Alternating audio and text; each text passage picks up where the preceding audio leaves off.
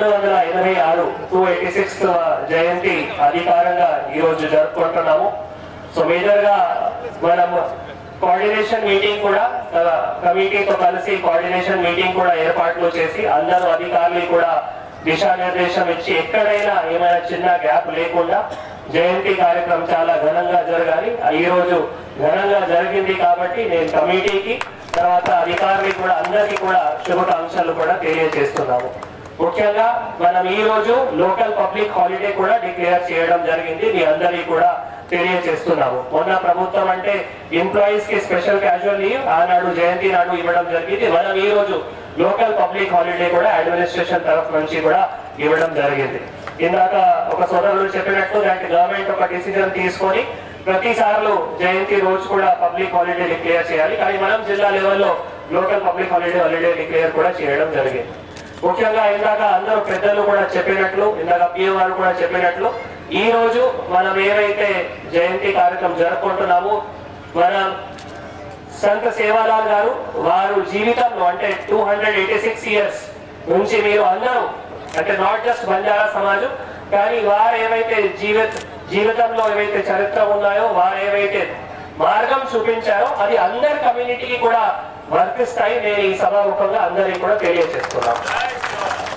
ఎందుకంటే ఫస్ట్ ఏమో ఆయన చెప్పింది అంటే మనం మధ్యలో ఒక సేవా భావం ఉండాలి. ఆయన పేరులోనే సేవాలాల్. సో మనం అందరి మధ్యలో కూడా ఒక సేవా భావం ఉండాలి.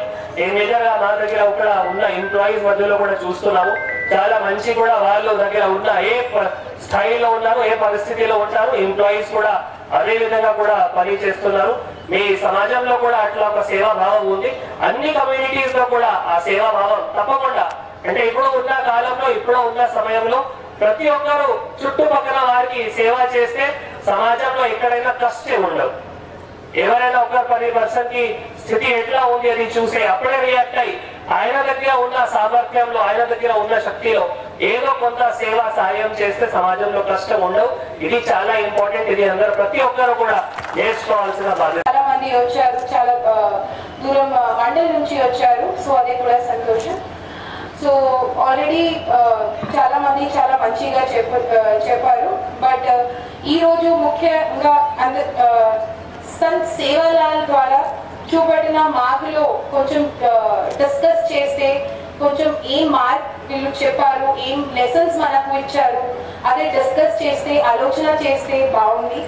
సో కొన్ని लेसन्स నేను మళ్ళీ जितना हो सके आप सबका मदद कीजिए जिस लेवल पे हो सके. एक समाज बनकर रहिए. किसी भी व्यक्ति से किसी भी प्रकार का भेदभाव मत कीजिए क्योंकि आज के समाज में ये सबसे बड़ा लेसन है. मुझे लगता है कि अगर हम उनके दिखाए हुए मार्ग पे चलेंगे, उसको फॉलो करेंगे तो ये सबसे बड़ा उनको श्रद्धांजलि होगा, सबसे बड़ा उनको याद करने का तरीका होगा. तो చాలా ముఖ్యమైన విషయం ఉంది. ఎంప్లాయ్మెంట్ रोजगार ముఖ్యమైన విషయం ఉంది.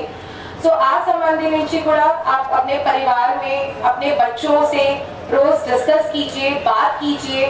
आप कहाँ जाना चाहते हैं, कितना पढ़ाई करना चाहते हैं. एक बच्चा अगर कुछ पढ़ा है तो दूसरे बच्चे को और आगे बढ़ाइए, कहीं और बाहर भेजिए कहीं अच्छी पढ़ाई करने के लिए. तो यही सब आज एक डिस्कस करने का मौका है. అండ్ లాస్ట్ లో నేను ఇక్కడ బంజారా समाज అమ్మాయికి కూడా చాలా ధన్యవాదాలు చెప్తున్నా. आप लोग हर बार बहुत उत्साह से ये दिन